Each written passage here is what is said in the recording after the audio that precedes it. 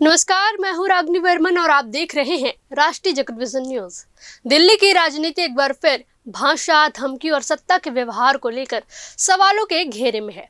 Patparganj ward से BJP पार्षद रेणु चौधरी का एक वीडियो इस वक्त सोशल मीडिया पर आग की तरह फैल रहा है। इस खबर में आगे बढ़ने से पहले आप ये वीडियो देखिए। You are not serious. तुम सीरियस हो ही नहीं मेरी बात के लिए। सीरियस सुन के भी राजी नहीं हो तुम। हिंदी क्यों नहीं सीखी हिंदी? अगर इसने 1 महीने में हिंदी नहीं सीखी, इससे पार्क छीन लो।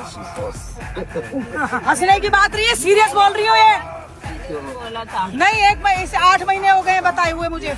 अगर 1 महीने में हिंदी नहीं सीखी, यहाँ का मातृभाषा नहीं सीखी, यहाँ का पैसा खा रहे हो तो मुंह में भी हिंदी बोलना सीखो। मैंने 8 महीने पहले ही बोला था, नहीं हुआ ना। सब लोगों ने, सोसाइटी वालों ने रिक्वेस्ट करी कि हमारे बच्चों को सिखाता है। मैंने छोड़ दिया था। बता रही हूँ तुझे, 7 बजे पार्क बंद हो जाना चाहिए। कोई भी क्रिमिनल एक्टिविटी होगी तो तुम जिम्मेदार हो। कौन है जिम्मेदार दोनों में से?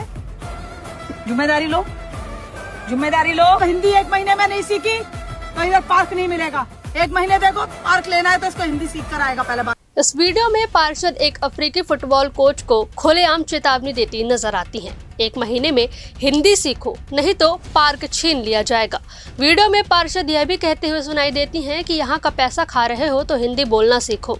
जब वहाँ मौजूद लोग इसे मजाक समझकर हंसते हैं तो पार्षद गुस्से में कहती हैं, ये कोई मजाक नहीं है, मैं सीरियस हूँ। जानकारी के मुताबिक यह अफ्रीकी नागरिक पिछले 15 साल से दिल्ली में रह रहा है।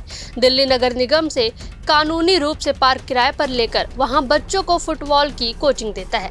सबसे अहम बात यह है कि जिस वीडियो को लेकर बवाल मचा है, वह वीडियो खुद पार्षद रेणु चौधरी ने अपने सोशल मीडिया अकाउंट पर पोस्ट किया है।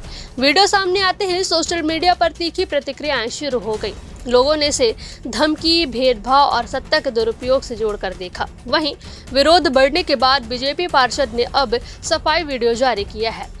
नमस्कार, मैं रेणु चौधरी वार्ड नंबर 197 पटपड़गंज से आप सब लोगों के समक्ष आई हूँ।